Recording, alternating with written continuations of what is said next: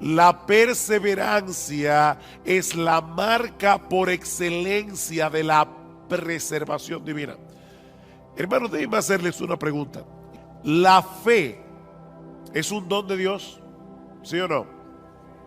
¿Y el arrepentimiento es un don de Dios? Sí, es un don de Dios. Ahora, ¿cómo yo sé que Dios le ha dado a alguien el don de la fe? Porque la persona cree. ¿Cómo yo sé que Dios le ha dado a alguien el don del arrepentimiento? Porque la persona se arrepiente. Bueno, ¿cómo yo sé que Dios está preservando a alguien? Porque esa persona está perseverando. La fe verdadera persevera hasta el fin, como vimos en el texto de Primera de Juan. Pero por otra parte, el autor también quiere ayudar a los verdaderos creyentes de esta iglesia a que puedan experimentar la seguridad de salvación. ¿Lo vieron en el versículo 11? Que muestre la misma solicitud hasta el fin para alcanzar la plena seguridad de la esperanza. Que puedan estar seguros de que son salvos.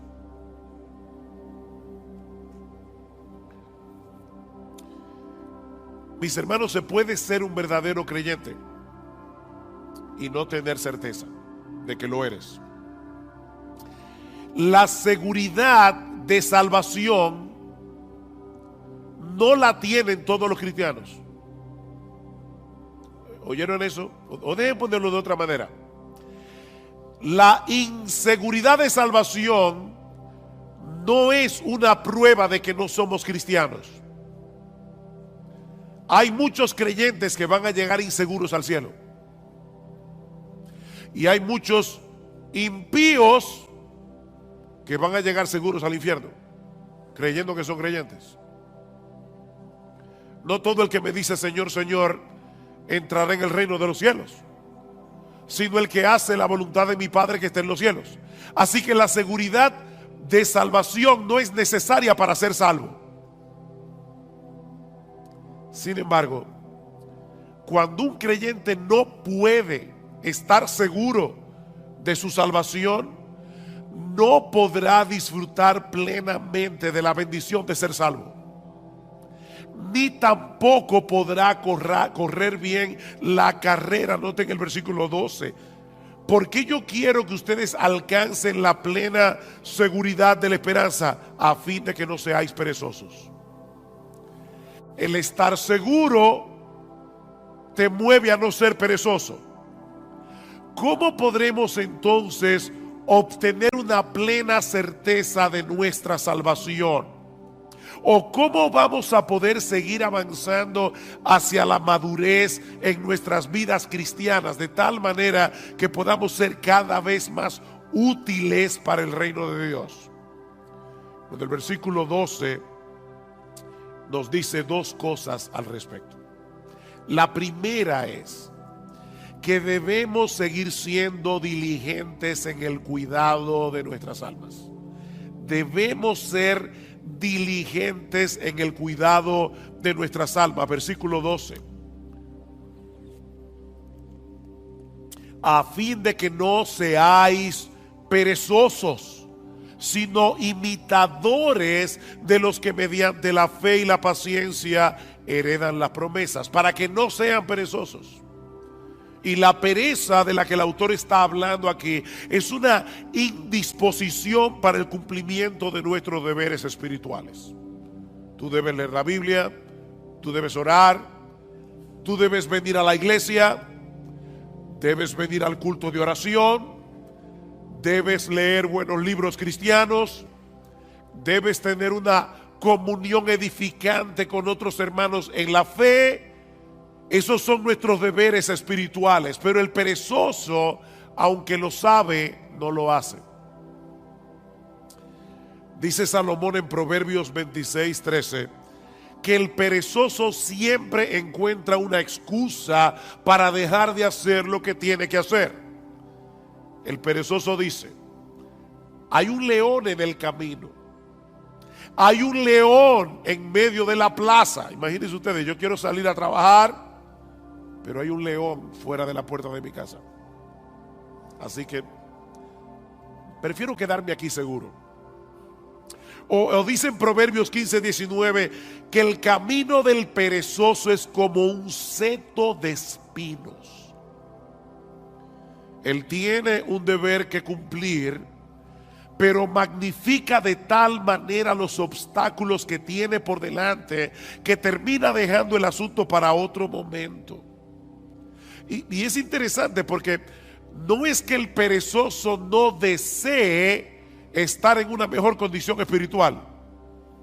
No, de hecho en Proverbios 13:4 dice que el alma del perezoso desea, pero nada alcanza. Él desea, pero nada alcanza.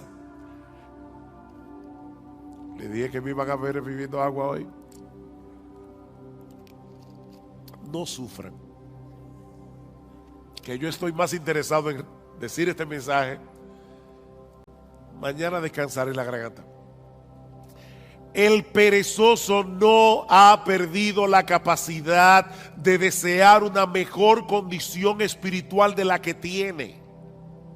Él quiere, pero no lo puede alcanzar por causa de su pereza.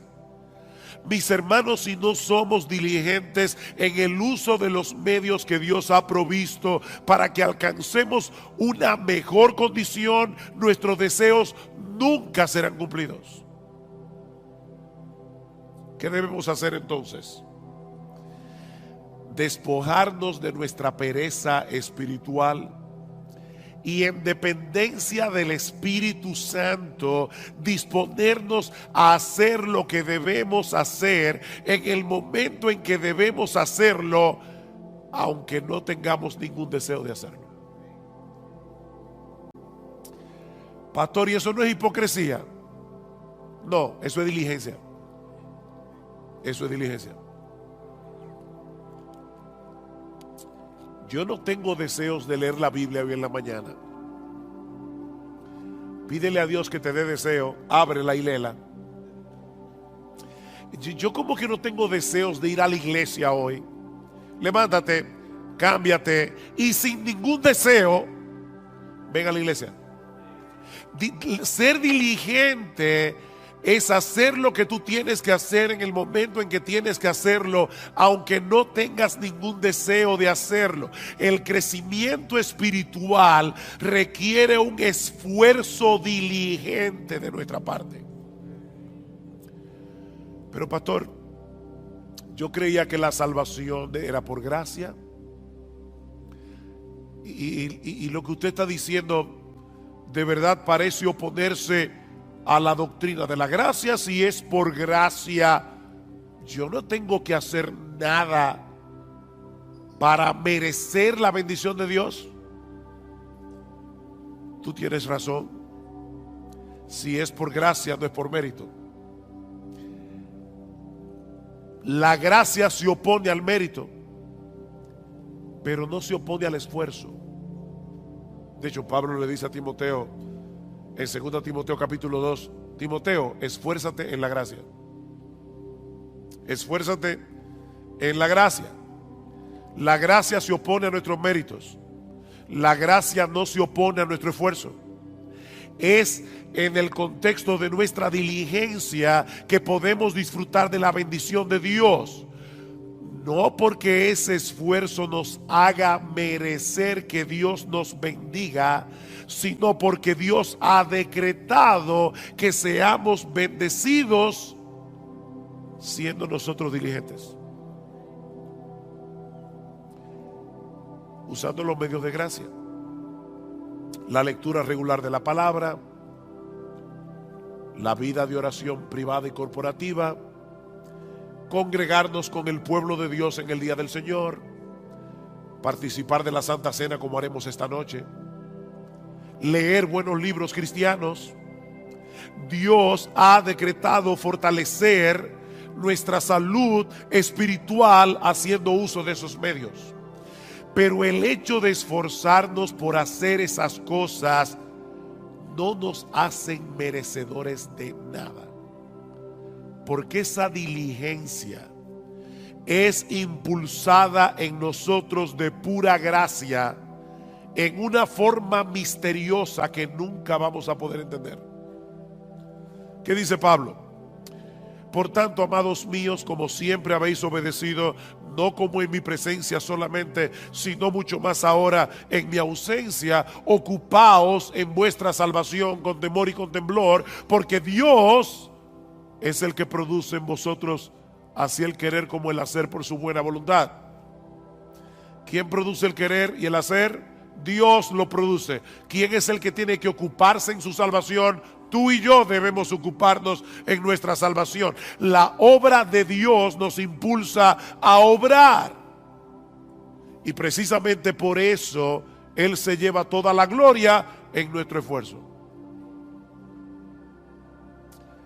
Pero toda bendición que nosotros recibimos de la mano de Dios no es por nuestro esfuerzo, es por los méritos de nuestro Señor Jesucristo. Bendito el Padre, el Dios y Padre de nuestro Señor Jesucristo, que nos bendijo con toda bendición espiritual en los lugares celestiales en Cristo, según nos escogió en Él desde antes de la fundación del mundo. Todo lo que nosotros disfrutamos de la mano de Dios es únicamente por Cristo. O déjeme decirlo de otra manera. Aún los medios de gracia que Dios nos ha provisto y el impulso para hacer uso de esos medios son un regalo de gracia. Pero somos tú y yo los que debemos disponernos a hacer lo que tenemos que hacer, no para ganarnos su favor, sino porque ya fuimos favorecidos. Así que no es un asunto de méritos, es un asunto de confianza en Dios. Una confianza que nos mueve a hacer lo que Él dice que debemos hacer para mantener una buena salud espiritual. Déjame hacerte una pregunta. ¿Qué debe hacer un hombre o una mujer para alcanzar una buena calidad de vida? En la Biblia dice que yo no puedo añadir a mi estatura un codo por más que me afane. O sea, yo me voy a morir el día que me voy a morir. Por eso alguien decía, come saludable, ve al gimnasio y muérete a pesar de todo. Eso no es lo que tú vas a ver en los gimnasios, pero es una realidad. Ahora, ¿qué debe hacer una persona para tener una buena calidad de vida? Bueno, debe mantener una dieta balanceada, un programa regular de ejercicios físicos, descansar apropiadamente y ese tipo de cosas. Dios ha diseñado nuestros cuerpos para que responda a la dieta, al ejercicio, al descanso. Si yo soy responsable en el cuidado de mi cuerpo, aún así puede ser que me enferme y que me muera antes de cumplir 40 años, pero lo cierto es que esas son las cosas que yo debo hacer en mi responsabilidad para tener una buena calidad de vida. ¿No es así? Si Dios determina otra cosa, amén, pero yo debo ser responsable en darle a mi cuerpo el cuidado que necesita. Ahora, cuando yo hago todo eso, como balanceado, hago ejercicio, descanso, ¿lo hago para merecer la salud? No es un asunto de méritos.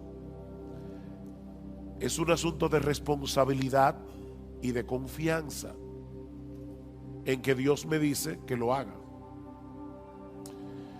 Si yo estoy enfermo y me tomo la medicina que el médico prescribió, no es para merecer ser sanado, sino porque confío en el médico.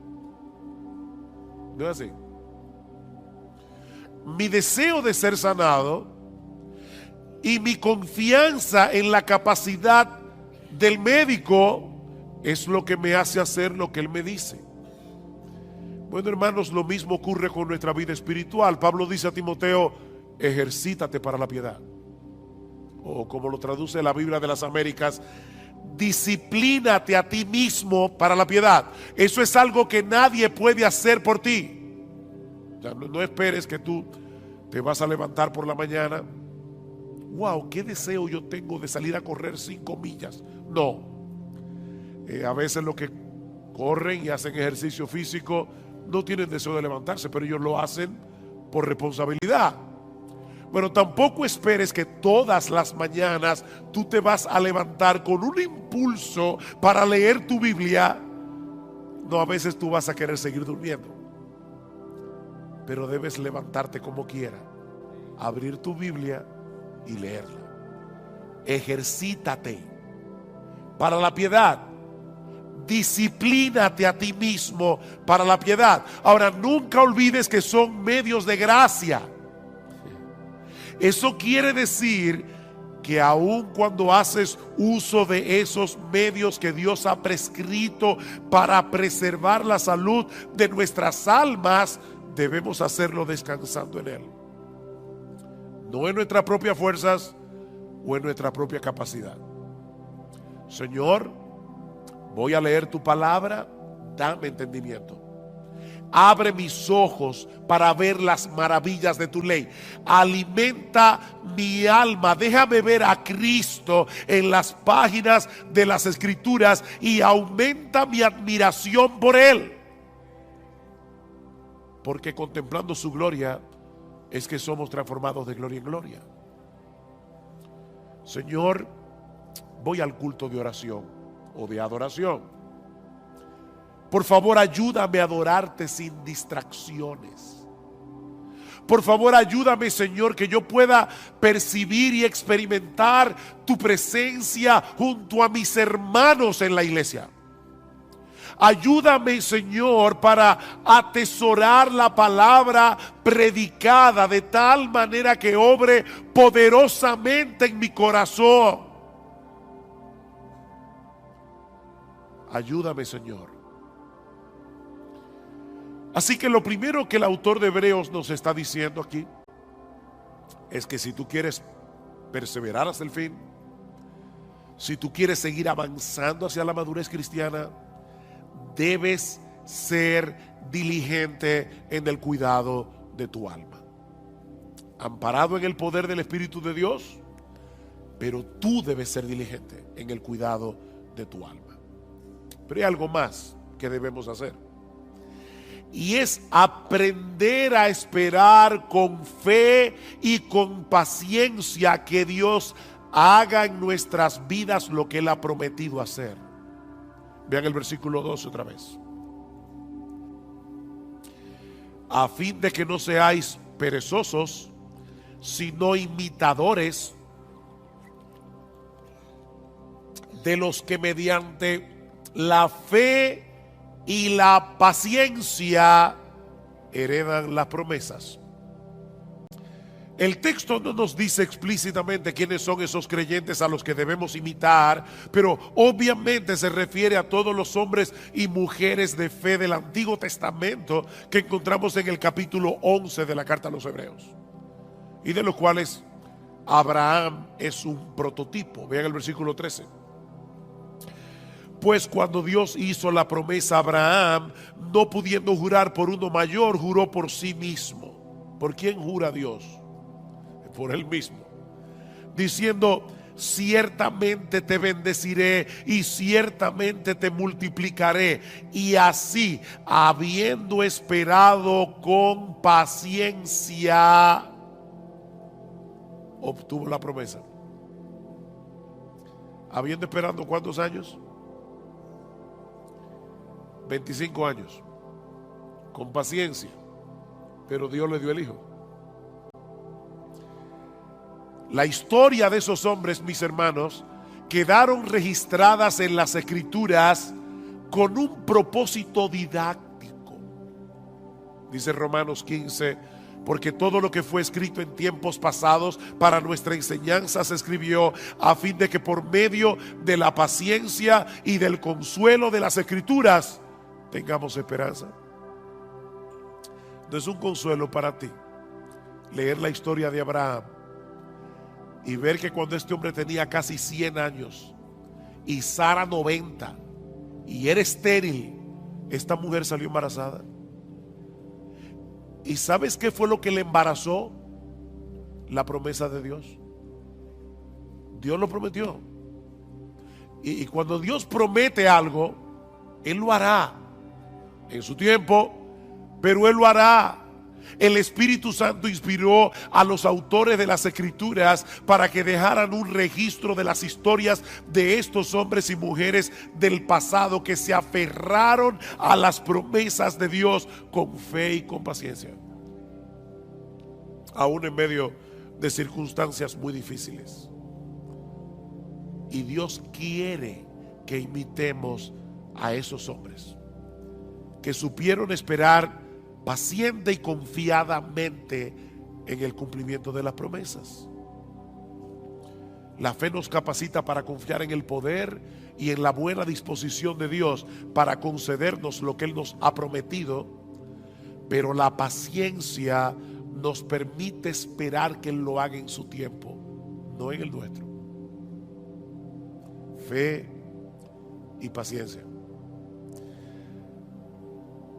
Mis hermanos, la clave para perseverar hasta el fin no es creer, es seguir creyendo.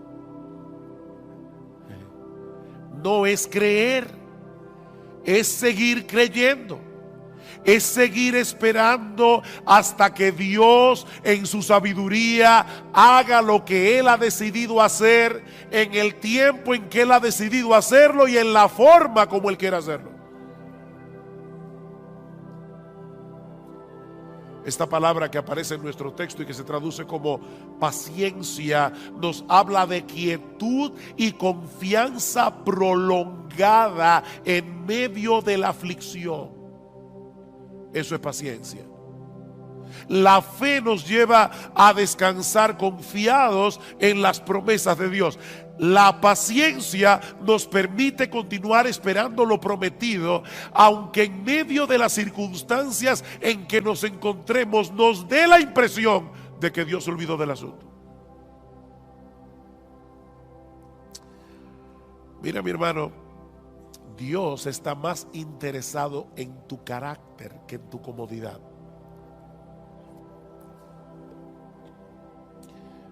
Él quiere llevarte a depender más de Él,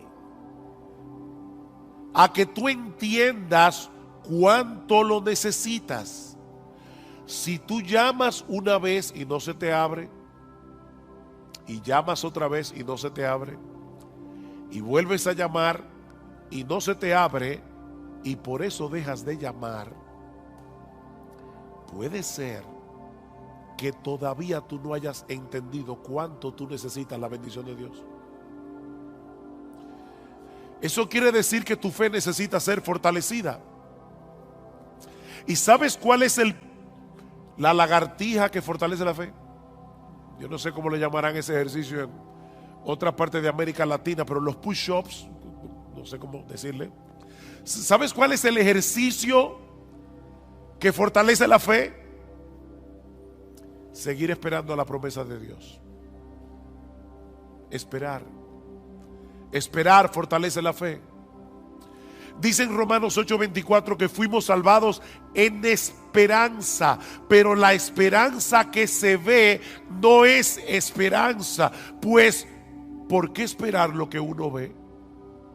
O como lo dice en otra versión, ¿quién espera lo que ya tiene?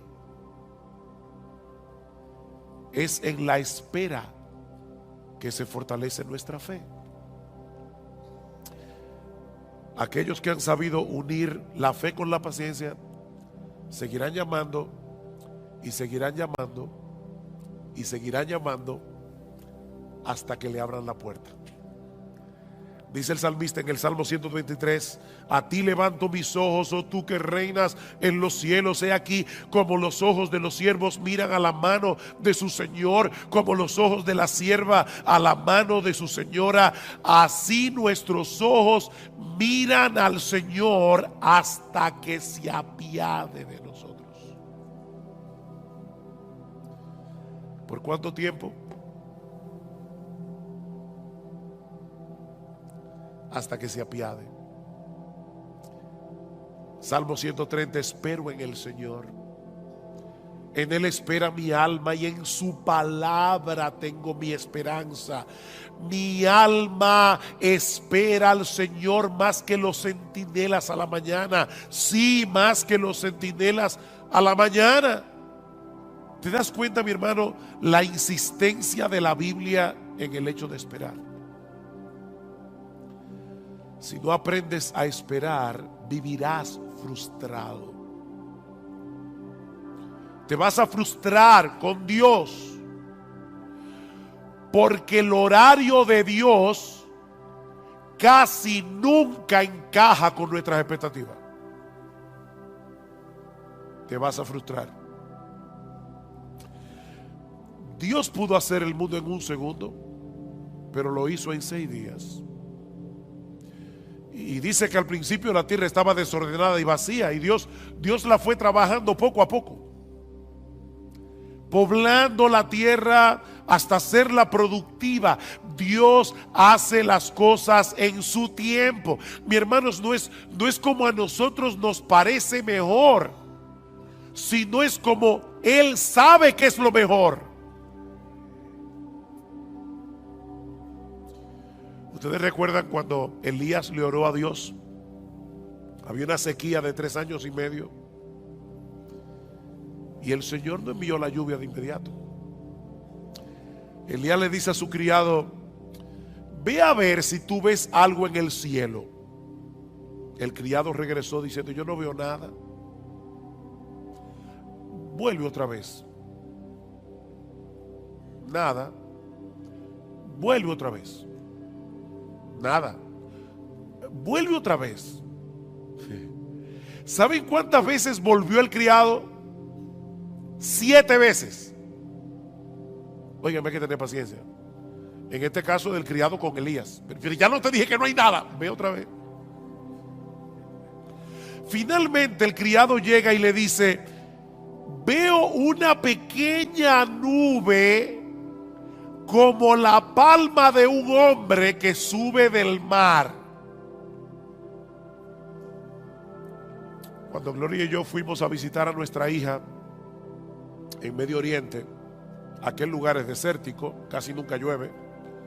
De hecho, desde abril hasta noviembre no hay nubes en el cielo, nunca, nada de nubes, ni una sola. Ahora imagínate en ese desierto que alguien vea una nube del tamaño de la palma de una mano que está subiendo del mar y dice: ay, parece que va a llover.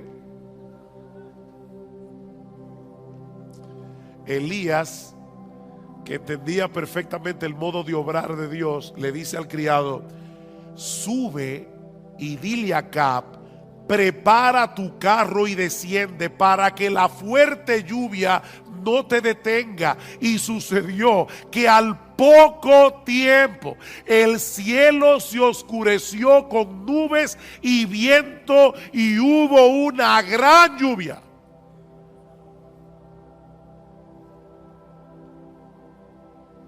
Dios tiene su forma de obrar. Él desea moldear nuestro carácter.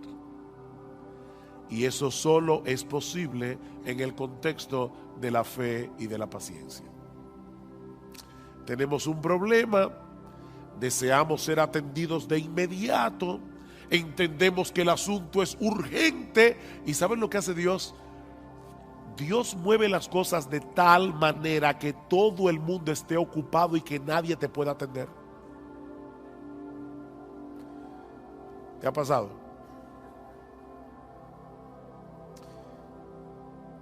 ¿Sabes qué es lo que Dios está haciendo? Enseñándote a esperar con fe y con paciencia. Tu mayor problema no es que te atiendan. Tu mayor problema es tu falta de fe. Y Dios está moldeando tu carácter. Mis hermanos, ¿qué aflicción puede ser mayor que la muerte de un ser querido? Pero cuando Marta y María mandaron a llamar a Jesús porque Lázaro estaba enfermo, el Señor ni se apresuró. Él esperó pacientemente a que el problema se pusiera peor para mostrar más abundantemente su poder. Lázaro finalmente murió y Cristo lo levantó de los muertos. Y en el proceso le enseñó a Marta y a María a esperar con fe y con paciencia. La hija de Jairo, cuando este hombre acudió a Cristo, su hija aún vivía, pero el Señor otra vez se entretuvo en el camino tratando otro caso, el de la mujer que tenía flujo de sangre. Y ustedes saben lo que sucedió. La niña muere y Cristo de nuevo la levanta de los muertos. Estas historias están en la Biblia, mis hermanos, para enseñarnos algo. Cristo dejó que esa niña muriera para que nosotros aprendiéramos a tener fe y paciencia. A veces va a parecernos que el Señor no nos está haciendo caso. ¿Recuerdan la mujer sirofenicia? Señor, ten misericordia de mí, mi hija está posesa por un demonio, y Cristo ni le escucha. Los apóstoles vienen.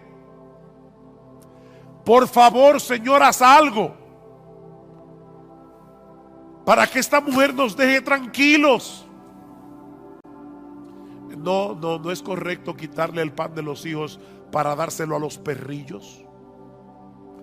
Yo vine primero a los perdidos de la casa de Israel. Y esta mujer le dice: sí, Señor, pero aún los perrillos comen de las migajas que caen de la mesa de sus amos. Y Cristo le dice: mujer, por causa de tu fe, lo que tú quieres te será hecho. Y dice que su hija fue sanada en aquella misma hora. Esta mujer no desmayó, y por medio de la fe y de la paciencia obtuvo la bendición que deseaba. He aquí entonces, mis hermanos, la metodología divina para seguir avanzando en nuestras vidas cristianas y llegar a experimentar seguridad de salvación. Debemos ser diligentes en el cuidado de nuestras almas y ser imitadores de aquellos que por la fe y la paciencia heredaron las promesas.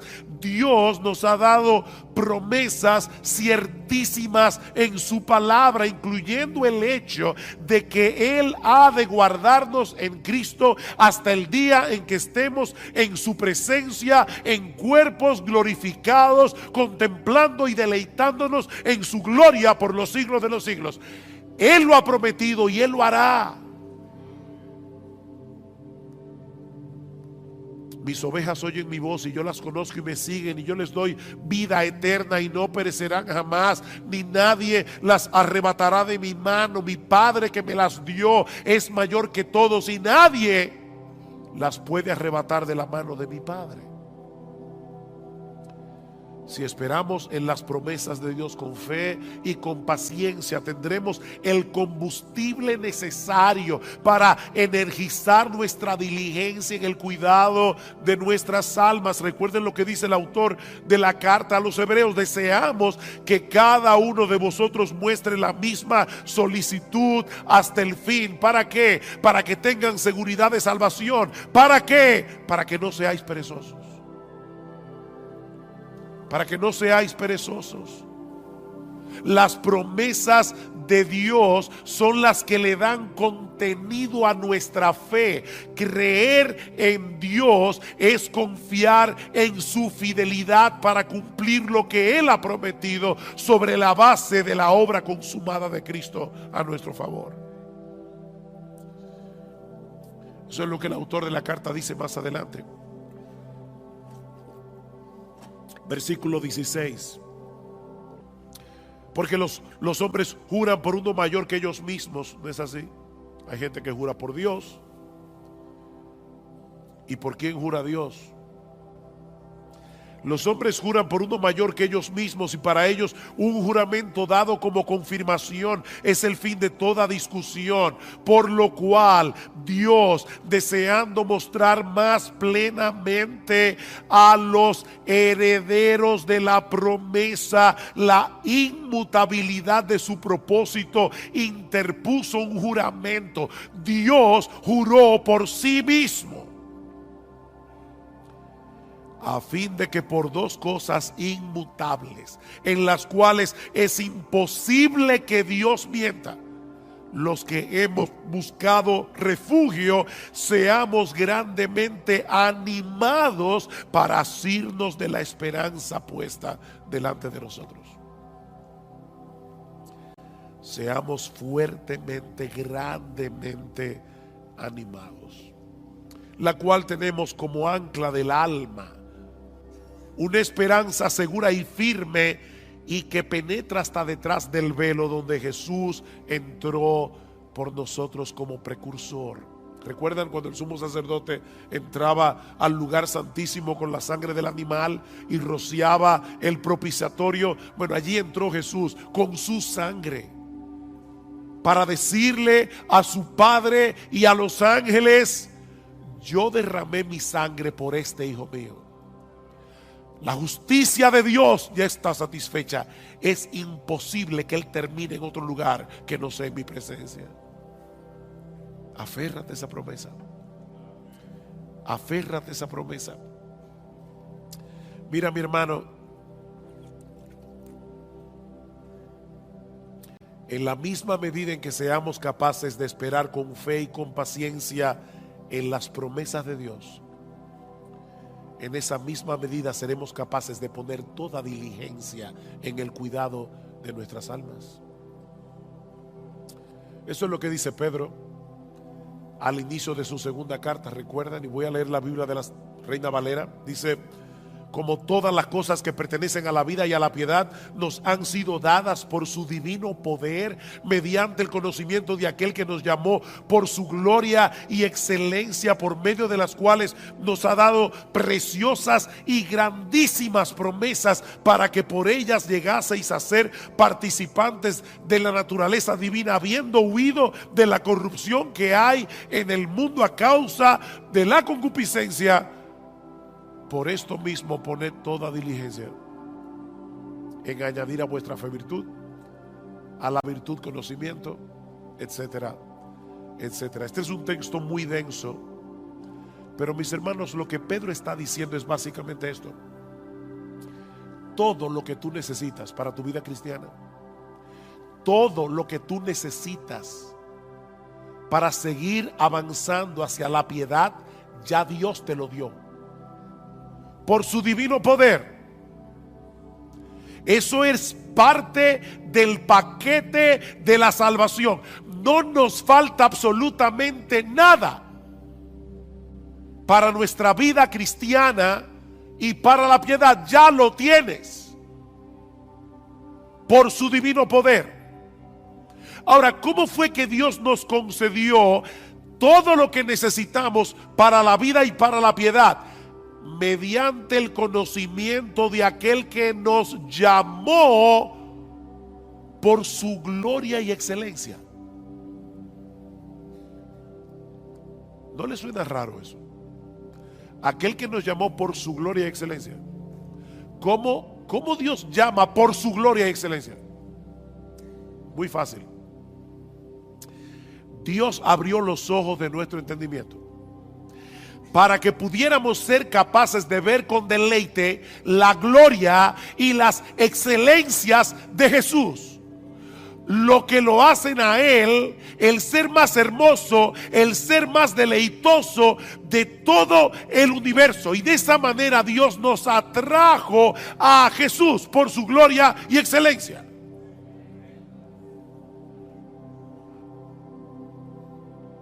Y ahora Pedro está diciendo: el hecho de saber que el poder omnipotente de ese Dios que nos llamó por su gloria y excelencia está obrando en nosotros hasta que estemos en su presencia en cuerpo y almas glorificados, es una poderosa motivación para poner toda diligencia en añadir a vuestra fe virtud, a la virtud conocimiento. Alguien lo ilustra de esta manera: imagínate que tú eres un prisionero de guerra en un campo de concentración y has perdido toda esperanza de salir vivo de allí. Y en tu desesperanza ya tú comenzaste a vivir descuidadamente. Tú lo que quieres es sobrevivir hasta la muerte.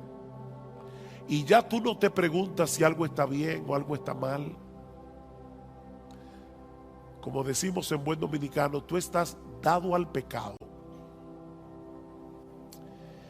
Pero de repente te enteras de que se está planificando un intercambio de prisioneros. Y ves que se acerca a la fila donde estás tú el guardia que tiene la responsabilidad de señalar a los que van a ser libertados y enviados de vuelta a su familia. Si el guardia te señala a ti, eso no sería un mero conocimiento. Recuerden que Pedro dice, mediante el conocimiento de aquel que nos llamó por su gloria y excelencia. Pero ese conocimiento transforma, ese conocimiento anima. Si el guardia se te acerca a ti, tú no vas a pensar, oh, qué interesante, me llamó a mí. No, mi hermano, en ese momento el poder de la esperanza va a energizar todo tu cuerpo y tu alma, porque sabes que has sido llamado para ser de nuevo un hombre libre. Bueno, eso es precisamente lo que Pedro nos está diciendo aquí. El hecho de saber que el Dios de gloria se nos ha acercado y nos ha dicho, tú que estás allí, ven, yo te mostraré mi gloria y te daré una vida eterna glorificada para disfrutarla. Esa es una esperanza que energiza nuestra diligencia para seguir avanzando en el camino de la piedad. De ahí lo que sigue diciendo Pedro. Como ustedes tienen esas preciosas y grandísimas promesas, vosotros también, poniendo toda diligencia por esto mismo, añadid a vuestra fe virtud, a la virtud conocimiento, al conocimiento dominio propio, al dominio propio paciencia, a la paciencia piedad, a la piedad afecto fraternal y al afecto fraternal amor. ¿Se dan cuenta? Este texto concluye como comienza Hebreos 6. Pedro lo pone al revés. Esperar con fe y con paciencia en las promesas de Dios es lo que nos hace diligentes para añadir a la fe virtud, a la virtud conocimiento y así sucesivamente. Mis hermanos, no hay forma de avanzar sin esperanza. Y la esperanza se alimenta de las promesas de Dios. Solo si aprendemos a esperar en ellas con fe y con paciencia. Promesas, esperanza, fe y paciencia. Y ahora yo te pregunto, ¿qué tanto tú estás alimentando tu esperanza con las promesas de la palabra de Dios? ¿Qué tan a menudo tú traes esas promesas a tu mente, sobre todo cuando estás en medio del dolor y de la aflicción? ¿Cuándo fue la última vez que en una forma consciente tú meditaste en una promesa de las Escrituras hasta que la paz y la quietud trajeran descanso a tu alma? ¿Qué tan dispuesto tú estás a seguir esperando en Dios, sabiendo que Él selló cada una de sus promesas con la sangre que Cristo derramó por ti en la cruz del Calvario? Recuerda que es por fe que andamos, no por vista. Mis hermanos, que el Señor nos ayude a mostrar la misma solicitud hasta el fin, no te canses, para alcanzar la plena seguridad de la esperanza, a fin de que no seáis perezosos y no imitadores de los que mediante la fe y la paciencia heredan las promesas. Desde el principio de la historia de la redención, vemos que dentro del Israel nacional, Dios tiene un Israel espiritual escogido por gracia. Vean otra vez Romanos capítulo 9, versículo 6. Pero no es que la palabra de Dios haya fallado, porque no todos los descendientes de Israel son Israel, ni son todos hijos por ser descendientes de Abraham. Dios tiene un pueblo escogido por gracia, y no solo de Israel, sino del mundo entero, también de los gentiles. De manera que la salvación no depende de la raza, depende de la gracia. Ahora, ¿quiere esto decir que los incrédulos se perderán porque no fueron escogidos? Dios tiene un pueblo escogido por gracia. Entonces aquellos que no se salvan es porque no fueron escogidos.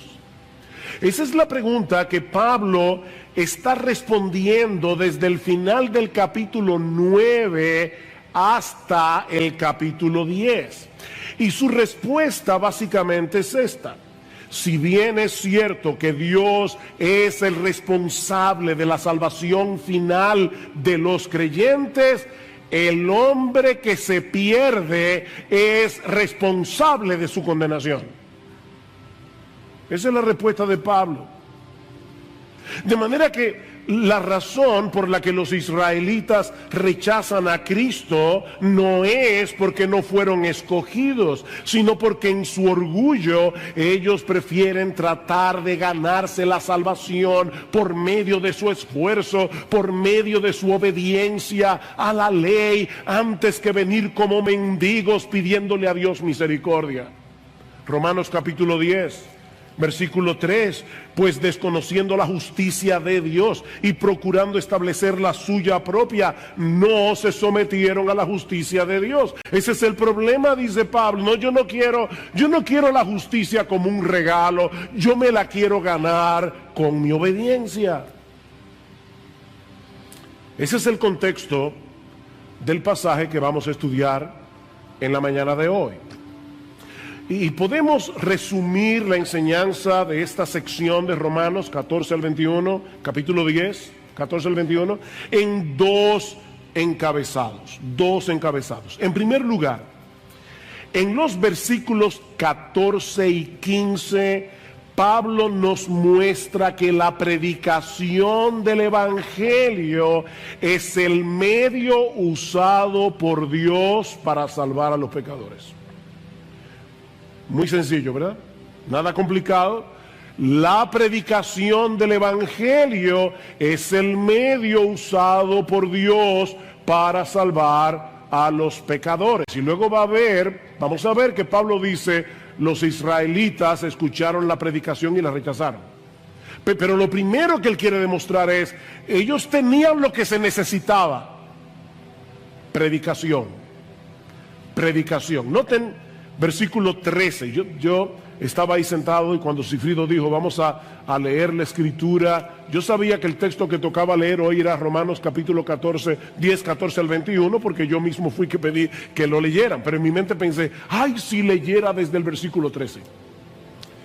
Y eso fue lo que él hizo.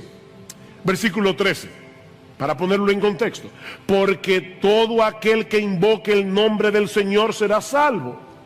Versículo 14, ¿cómo pues invocarán a aquel en quien no han creído? ¿Y cómo creerán en aquel de quien no han oído? ¿Y cómo oirán sin haber quien les predique? ¿Y cómo predicarán si no fueren enviados? Tal como está escrito, cuán hermosos son los pies de los que anuncian el evangelio del bien.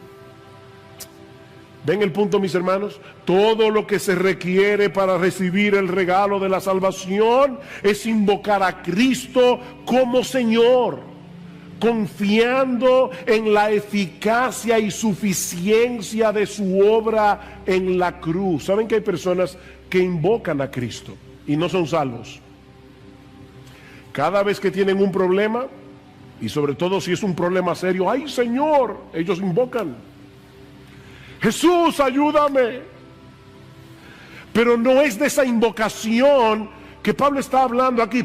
Para esas personas Jesús es como un paramédico. Ustedes que tienen un accidente de tránsito, esperan que llegue el 911, viene el paramédico, te atiende, te da los primeros auxilios, pero tú no tienes nada que ver con ese paramédico nunca más. Tú no lo vuelves a ver, probablemente. No es de esa invocación que Pablo está hablando aquí.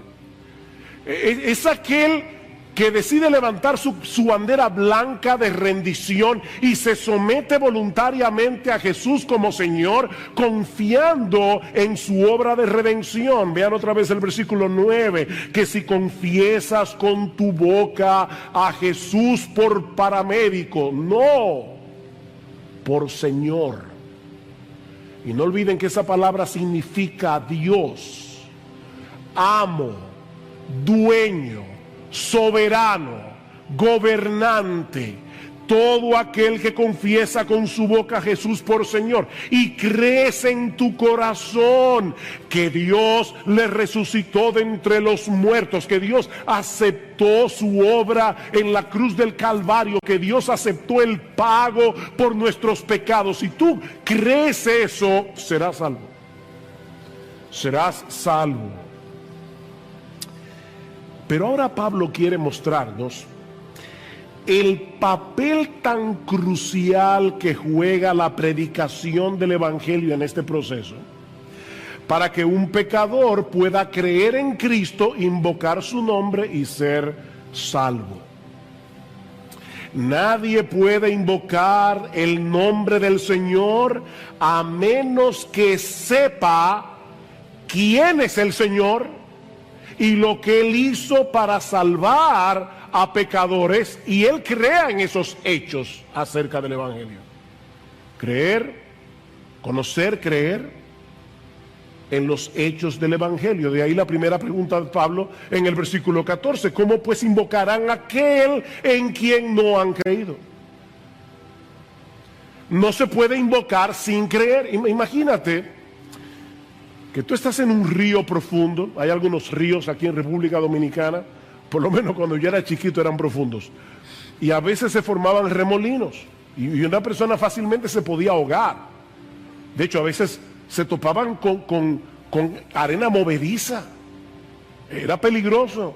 Ahora imagínate que tú estás en medio de un río, tú no sabes nadar, el río es hondo, estás en un remolino, te estás ahogando, y así rápidamente tú ves de un lado del río a un niño de 6 años que ayer fue que comenzó su primera clase de natación, y del otro lado a un salvavidas profesional que aparte de todo es tu amigo íntimo. ¿A quién tú vas a clamar pidiendo auxilio?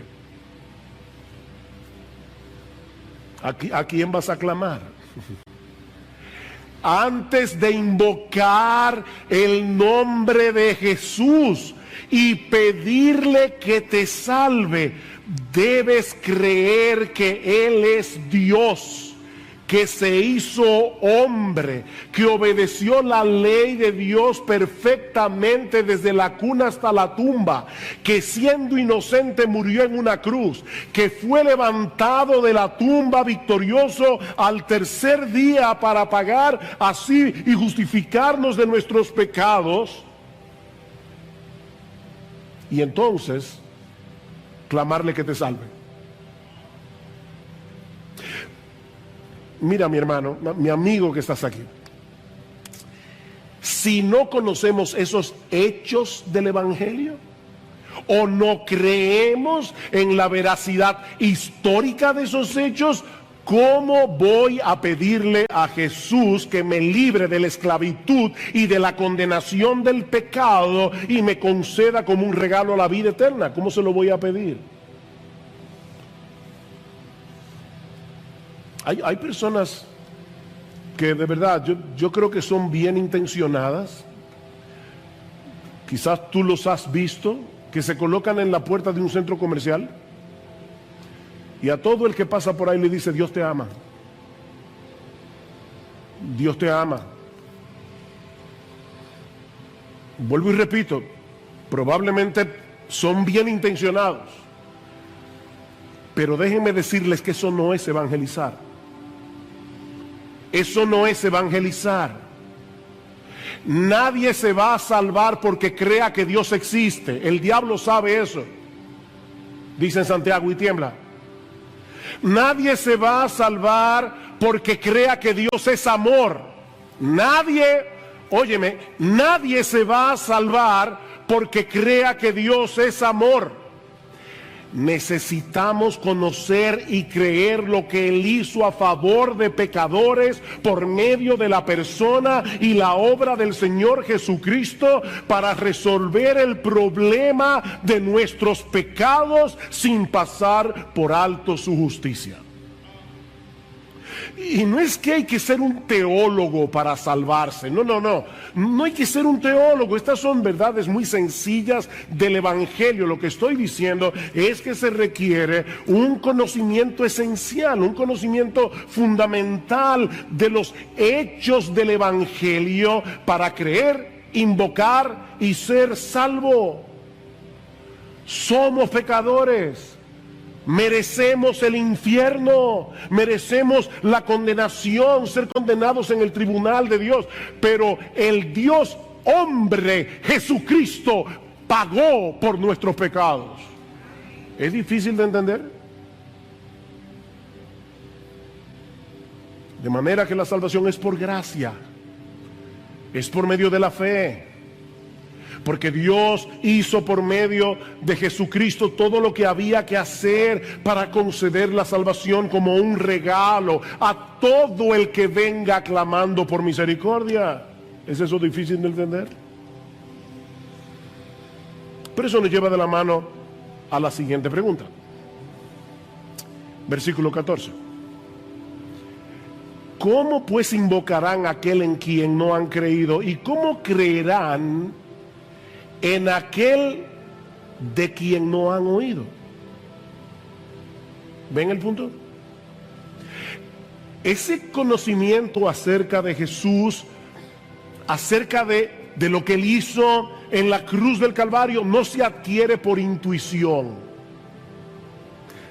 No es que un día tú te levantaste y dijiste, ven acá, Jesús, ¿qué fue lo que hizo Jesús? Y te pones a razonar y llegas a la conclusión de que Él murió por nuestros pecados. No, eso no pasa así. Nadie llega a ese entendimiento por intuición. Yo necesito oír el Evangelio para entender y creer en el Evangelio. ¿Y cómo vamos a escuchar? Dice Pablo, o por medio de la predicación. Tercera pregunta, ¿y cómo oirán sin haber quien les predique? Ven, yo no necesito un sueño, yo no necesito una visión para saber quién es Cristo, para saber lo que Él hizo para salvarnos. Yo necesito predicación. Ahora bien, hay un detalle extremadamente importante en la segunda pregunta que necesita más observación. Y mira, mi hermano, de verdad, si tú no te acuerdas de nada de este mensaje, pero te acuerdas de esto, yo me iré, medianamente satisfecho. Yo quisiera que tú recordaras todo el sermón, pero me voy a ir bastante satisfecho. Lo que dice la segunda pregunta literalmente es lo siguiente: ¿cómo creerán en quien no han oído?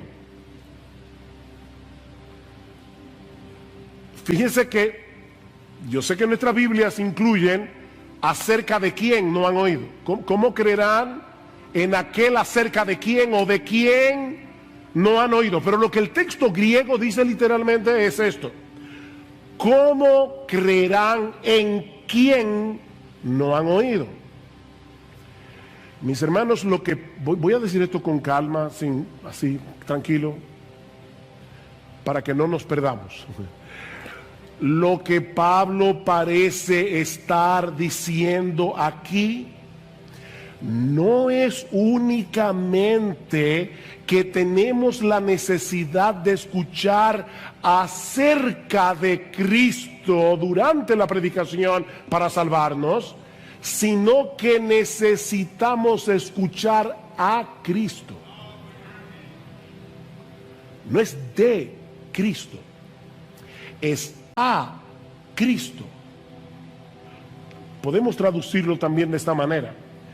¿Cómo creerán en aquel a quien no han oído?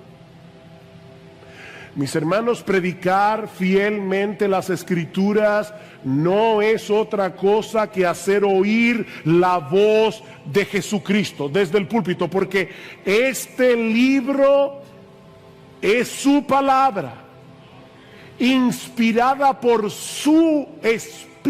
Primera de Pedro capítulo 1 versículos 10 al 12, el Espíritu de Cristo. Por eso es que Pablo le llama a este libro en Colosenses capítulo 3 versículo 16 la palabra de Cristo. La palabra de Cristo more en abundancia en vosotros. Si yo escribo una carta, te envío una carta y alguien te la lee en voz alta y te explica algunas cosas de la carta que tú no entiendes, en cierto modo tú me estás escuchando a mí, no al que te está leyendo la carta. Tú me estás escuchando a mí. Pero eso no es todo. Eso no es todo. Ya eso de por sí es extraordinario, pero eso no es todo. El Nuevo Testamento también nos enseña que cuando el Evangelio es predicado, Cristo, que está presente en su iglesia, moviéndose en medio de los 7 candeleros de oro, como dice en Apocalipsis, Cristo mismo viene y comienza a aplicar su palabra en el corazón de sus ovejas, a hablarle a sus ovejas personalmente. Mis hermanos, Cristo está aquí. Cuando su iglesia se congrega, Él está aquí haciéndonos oír su voz a través de la predicación. El discurso del buen pastor, Juan capítulo 10. En verdad os digo. Y cuando Cristo usa esa fórmula, está diciendo, mira, esto que te voy a decir no es una migaja de verdad, es una montaña de verdad. En verdad os digo, el que no entra por la puerta en el redil de las ovejas, sino que sube por otra parte, ese es ladrón y salteador. Pero el que entra por la puerta es el pastor de las ovejas. A este abre el portero y las ovejas oyen su voz. Llama a sus ovejas por nombre. ¿Sí oyeron eso? Llama a sus ovejas por nombre y las conduce fuera. Cuando saca todas las suyas, va delante de ellas y las ovejas lo siguen porque conocen su voz. Versículo 16, yo tengo otras ovejas que no son de este redil, a estas también me es necesario traerlas y oirán mi voz y serán un rebaño con un solo pastor. Versículo 27, mis ovejas oyen mi voz y yo las conozco y me siguen. Y la pregunta es, ¿y cómo podemos oír esa voz? Porque Pablo está diciendo, nadie se puede salvar a menos que escuche la voz de Cristo. Pero esa voz no viene directamente desde el cielo, sino a través de la predicación. ¿Y cómo irán? Otra vez el texto nuestro dice, sin haber quien les predique. Literalmente el texto griego dice, ¿cómo irán sin predicación? ¿Cómo irán sin predicación? Es a través de la predicación del Evangelio que las ovejas de Cristo escuchan su voz. Es lo mismo que vemos en el capítulo 2 de la carta de Pablo a los Efesios. Pablo, en el versículo 16, dice que Cristo derribó la pared intermedia de separación que había entre judíos y griegos para reconciliar con Dios a los dos en un cuerpo por medio de la cruz. Y ahora escuchen. Y vino y anunció paz a vosotros que estabais lejos y paz a los que estaban cerca. Vino. ¿Y cuándo Cristo fue a Éfeso? Cristo nunca salió de Israel, de los contornos. Lo más lejos que él llegó fue a Sidón y a Tiro, arriba en el norte.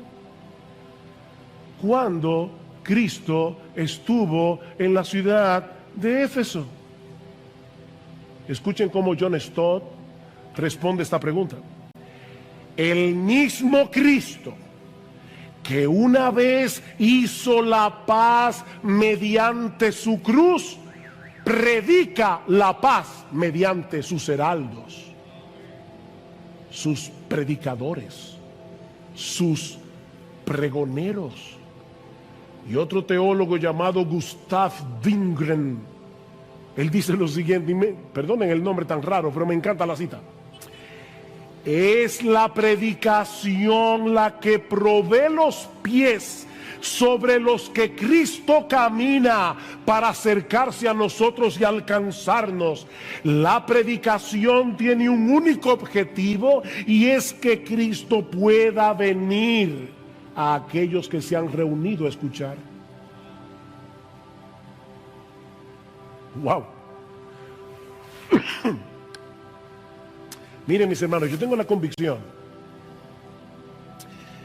de que los creyentes vendríamos a la iglesia con otra actitud si recordáramos que la predicación de la palabra no es un mero estudio bíblico. Es el medio a través del cual Jesucristo se hace presente y hace oír su voz a través de la voz de un predicador.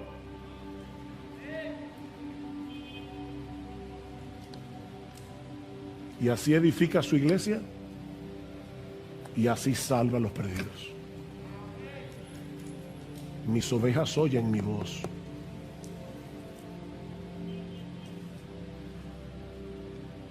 Pablo dice en 2 Corintios 5:19 que Dios nos encargó a nosotros la palabra de la reconciliación. Así que somos embajadores en nombre de Cristo, como si Dios rogase por medio de nosotros, otra vez literalmente, como Dios rogando por medio de nosotros. Os rogamos en nombre de Cristo, reconciliados con Dios. Mis hermanos, los predicadores no somos simples mensajeros.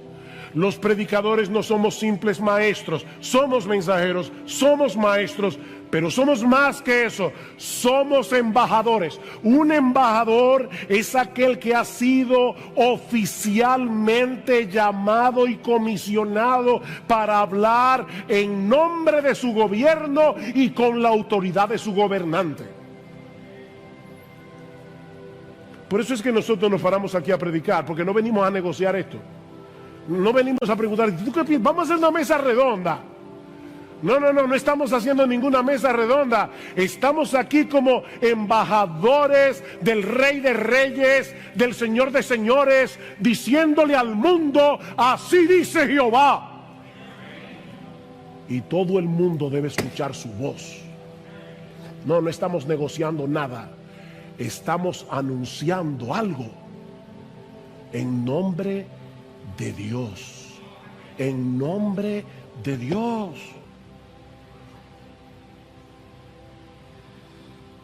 De ahí la cuarta pregunta de Pablo en el versículo 15. ¿Y cómo predicarán si no son enviados? ¿Enviados por quién? Bueno, por el contexto debemos entender que Pablo se está refiriendo a Dios como aquel que envía, comisiona a sus mensajeros. Rogad al Señor de la mies para que Él envíe obreros a su mies. Dios los envía para anunciar en su nombre que hay perdón en Cristo para todo aquel que cree. Los predicadores, dice Pablo en 2 Corintios capítulo 2, versículo 17, hablamos de parte de Dios y delante de Dios. De parte de Dios y delante de Dios. La iglesia es la embajada del reino de los cielos. Y los predicadores somos los embajadores que traemos palabras de paz a los enemigos de Dios.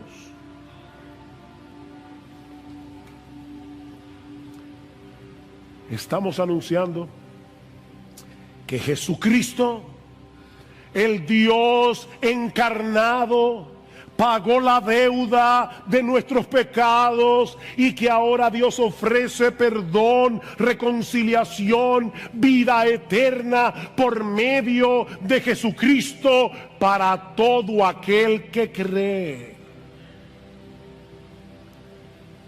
Es por eso que los pies de los que llevan este mensaje al mundo son tan preciosos. Versículo 15.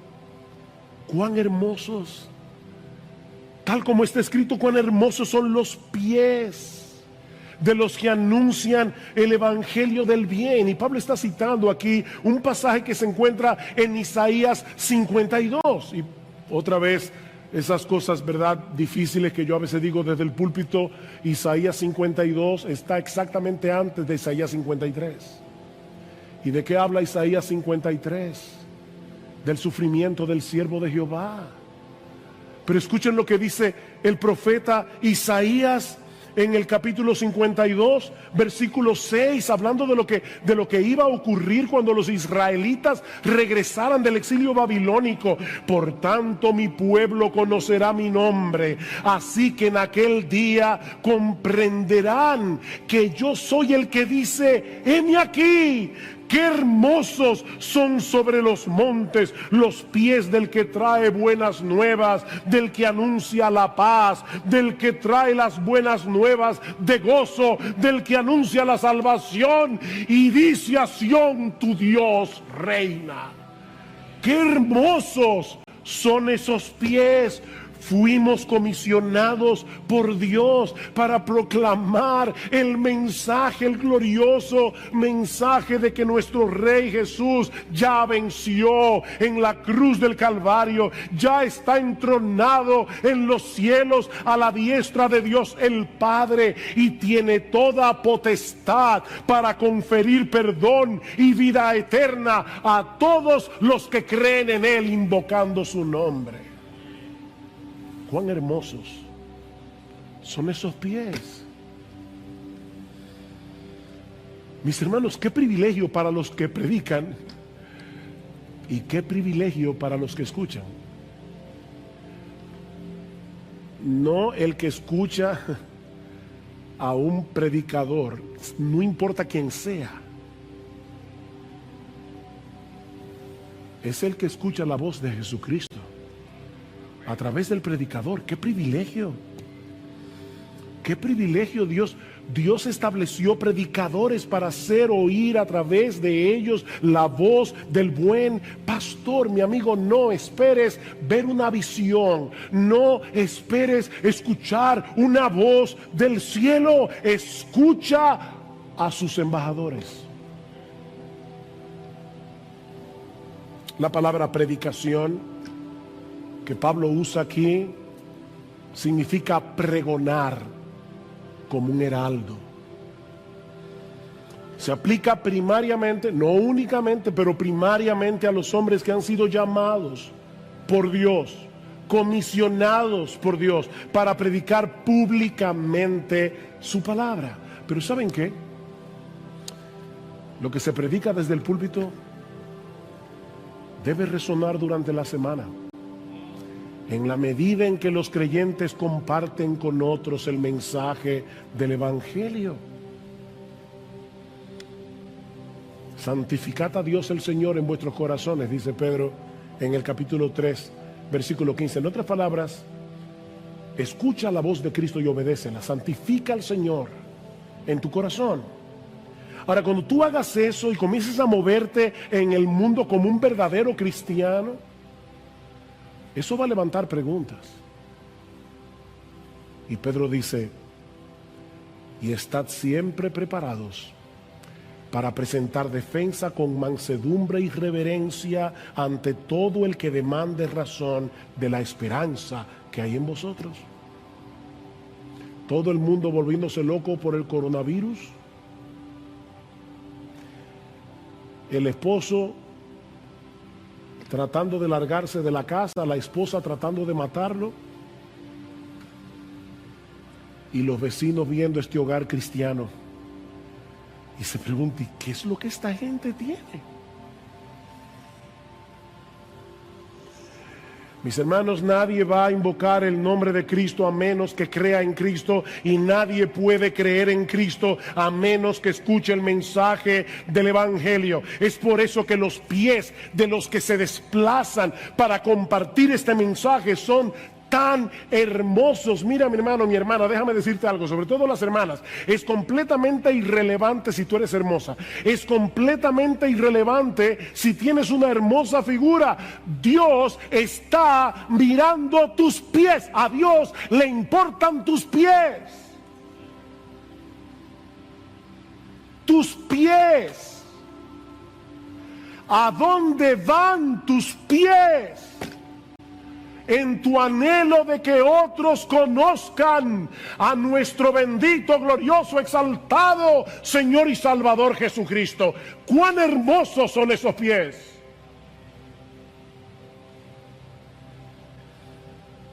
Viene a mi memoria el famoso corredor ateniense Filípides. Cuando Grecia derrotó el imperio persa en la batalla de Maratón, año 490 antes de Cristo, el general Milcíades reclutó a su soldado más veloz, Filípides, para ir a Atenas a dar las buenas nuevas de que ellos habían vencido, de que los persas habían sido derrotados. Y cuenta la historia que Filípides corrió tan rápido los 42 kilómetros que había entre los campos de Maratón y la ciudad de Atenas, que cuando llegó a la ciudad, con su último aliento solo pudo decir, hemos vencido, y ahí cayó muerto.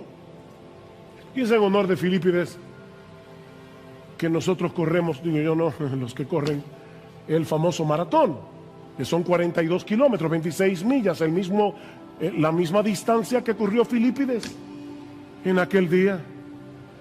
Oh mis hermanos, el mensaje que nosotros tenemos que comunicar es infinitamente más importante que el que corredor alguno haya comunicado jamás. Cristo venció en la cruz, el diablo fue derrotado, nuestra deuda fue saldada, completamente saldada, y ahora Dios ofrece en el Evangelio perdón y vida eterna a todo aquel que cree. Oh, cuán hermosos son esos pies. Pero ahora viene la segunda parte de la argumentación de Pablo, en los versículos 16 al 21. Recuerden el contexto.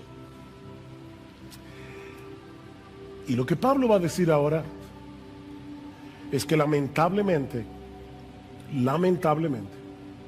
muchos de los que escuchan el mensaje del Evangelio deciden permanecer en la obstinación y rebeldía de sus corazones.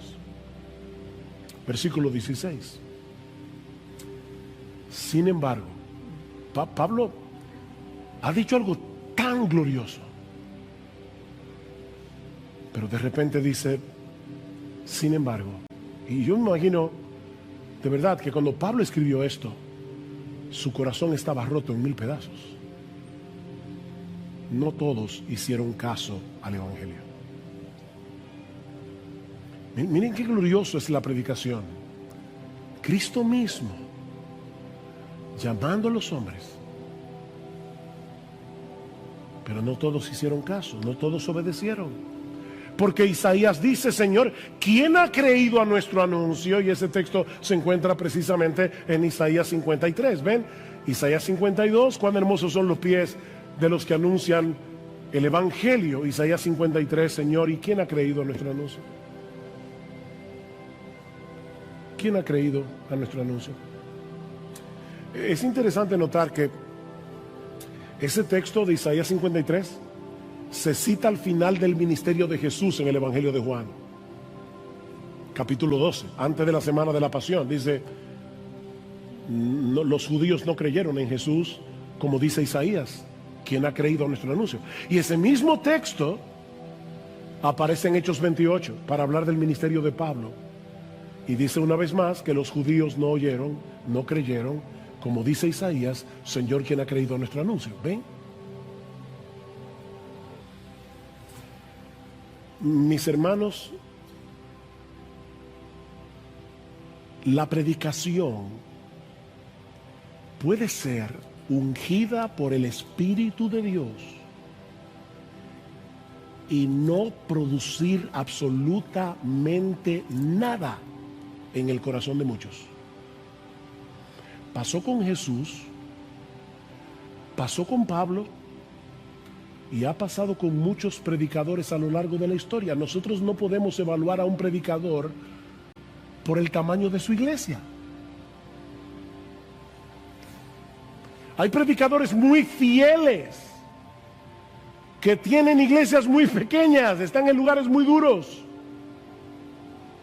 Y hay predicadores de la prosperidad enviados por el mismo infierno con estadios llenos de personas. Porque dice que se amontonarán gente teniendo comezón de oír. Eso es lo que la gente quiere oír, no este mensaje del Evangelio. No todos obedecieron al Evangelio. Lo que Pablo está diciendo es, Cristo debe ser escuchado para ser creído, y Él es escuchado por medio de la predicación del Evangelio. Versículo 17, así que la fe viene del oír, y el oír por la palabra de Cristo. La fe viene del oír. ¿El oír qué? Porque ese texto no dice, la fe viene por el oír la palabra de Cristo, ¿vieron? La fe viene por el oír, y el oír es que viene por la palabra de Cristo. ¿El oír qué? El oír la voz del mismo Cristo. Es el versículo 14 otra vez. La fe viene por el oír a Cristo, y ese oír a Cristo viene por medio de la predicación de la palabra de Cristo.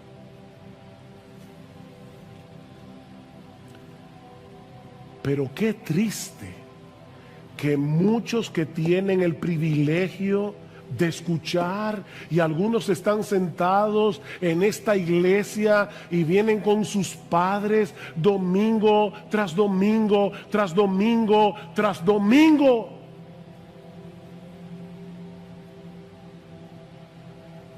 Yo recuerdo, me vino ahora en la memoria cuando yo comencé a visitar la iglesia. Alguien predicó un sermón evangelístico usando el personaje de Sansón, y él decía, Sansón no sabía que Dios se había alejado de él. Y el predicador, un predicador muy sencillo, él decía, tú estás ahí sentado en tu silla y tú no sabes que estás sin Dios, y él llamaba a las personas, ven, ven. Y yo recuerdo como si fuera ayer yo sentado en esa silla con lágrimas en mis ojos diciendo, no voy a ir. Increíble la dureza de nuestro corazón. ¡Cuánta dureza! Mis hermanos, lo que Pablo está tratando de probar es que el problema de Israel no fue que no tuvieran la oportunidad de escuchar el evangelio, fue que ellos decidieron mantenerse en incredulidad. Vean el versículo 18. Pero yo digo, ¿acaso nunca han oído? Tal vez Pablo es que mira, es que nunca oyeron el evangelio. Y dice Pablo, ciertamente que sí. Por toda la tierra ha salido su voz y hasta los confines del mundo sus palabras. Pablo está citando aquí el Salmo 19, que habla no de la Biblia, sino de la revelación general de Dios en los versículos 1 al 6 y luego de las escrituras a partir del versículo 7. Y Pablo está usando la ilustración del sol que recorre toda la tierra cuando sale por la mañana y luego se pone en el ocaso, y dice, así mismo ha salido la palabra de Dios donde quiera que ha habido una comunidad de judíos en el primer siglo. Dios se encargó de llevarle su palabra.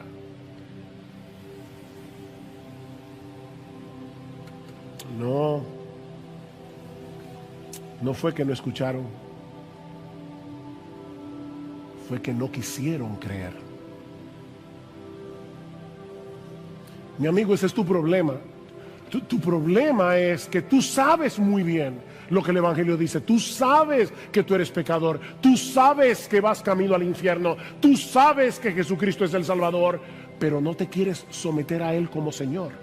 Yo he tenido que hablar muchas veces, sobre todo con jóvenes que me dicen, pero mire pastor, créame, yo he hecho eso muchas veces, le he dicho, Señor, sálvame, y no pasa nada. ¿Y saben lo que yo me imagino en mi mente que está pasando? Probablemente, porque no soy Dios, no veo el corazón de nadie, pero ¿saben lo que yo creo que está pasando? Que esas personas no se quieren ir al infierno, pero tampoco quieren dejar el mundo. Y están con una soga aferrados al mundo, tratando de ver qué tanto se pueden extender para agarrar a Cristo e ir al cielo, pero sin soltar su pecado, sin soltar el mundo. Así no se puede. Es invocar a Jesús como Señor. Como Señor.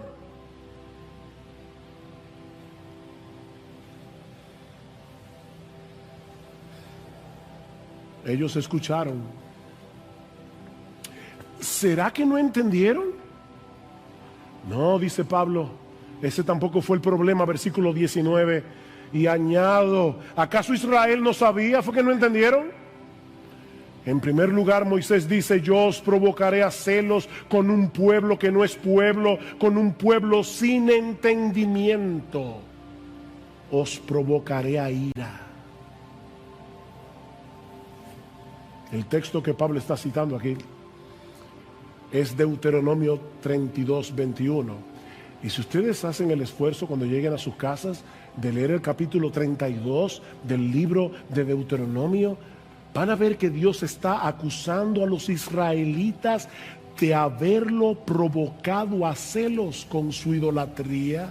A pesar de todas las obras que él había hecho a favor de su pueblo, ellos me han provocado a celo con lo que no es Dios. Me han irritado con sus ídolos. Yo pues los provocaré a celos con los que no son pueblo. Los irritaré con una nación insensata.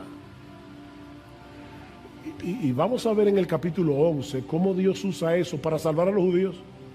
Porque hay judíos que se salvan, pero eso lo veremos más adelante. El argumento de Pablo aquí, y noten que esta cita es muy parecida a la que él había usado antes en el libro de Oseas.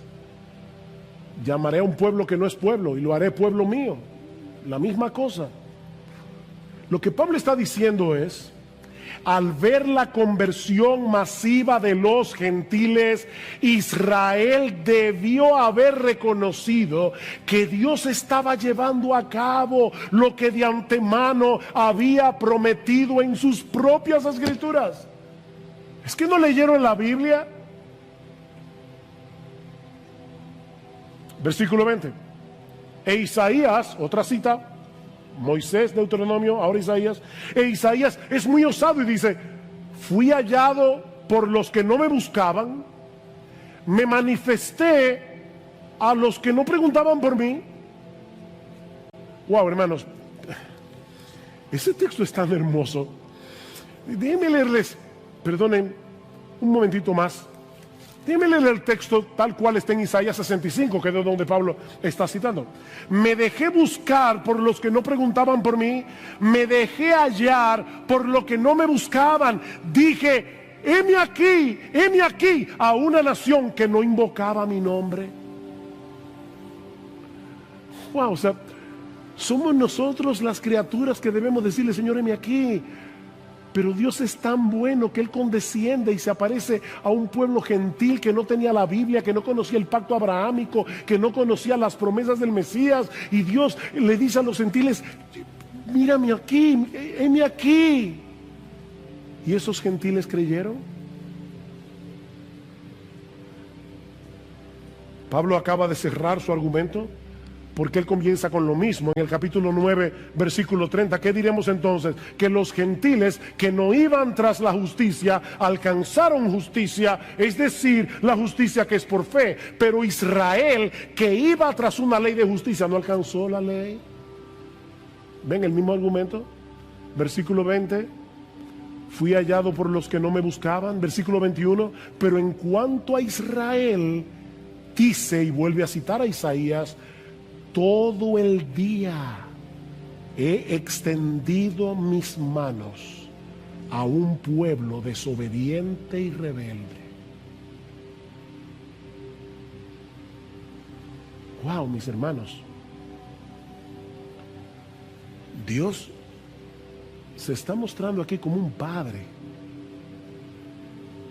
que extiende los brazos a su hijo pródigo, a su hijo extraviado,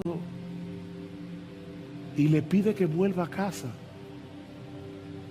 Hijo mío, vuelve, hijo mío. Las puertas de tu casa están abiertas de par en par. Serás bienvenido aunque vengas sucio como el hijo pródigo, habiéndote revolcado en el lodo. Ven, hijo mío. ¿Ustedes se imaginan eso? Dios, ven, mi hijo, ven. Pero el hijo decide mantener su actitud desafiante en contra de su padre. ¿Por qué la mayoría de los israelitas rechazaron al Mesías? ¿Porque no fueron elegidos? No, porque no quisieron. ¿Ven el contraste, hermanos, entre Romanos 9 y Romanos 10? En Romanos 9, Pablo enfatiza la elección soberana de Dios en la salvación de los creyentes. A partir del capítulo 9, versículo 30 y hasta el final del capítulo 10, Pablo enfatiza la responsabilidad humana en aquellos que se pierden. No podemos escoger entre una doctrina y la otra. Las dos están en la Biblia.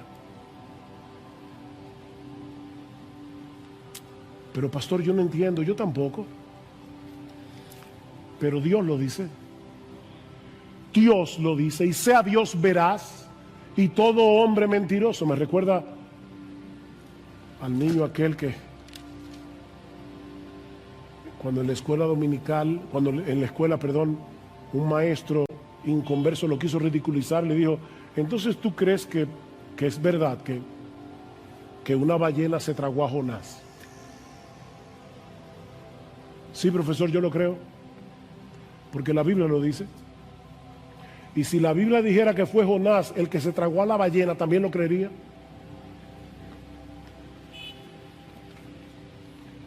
Esto es palabra de Dios. Palabra de Dios.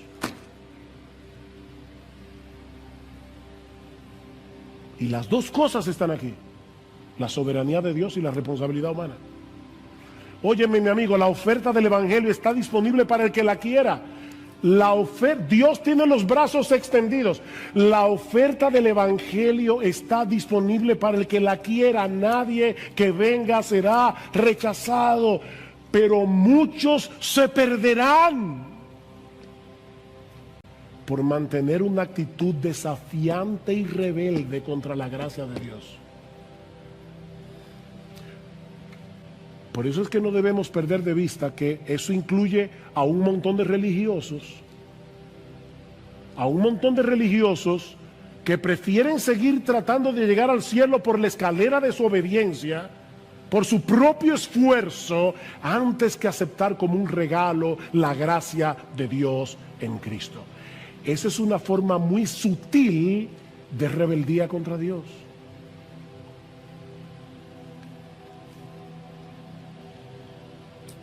Mis hermanos, ¿qué aprendemos de este pasaje?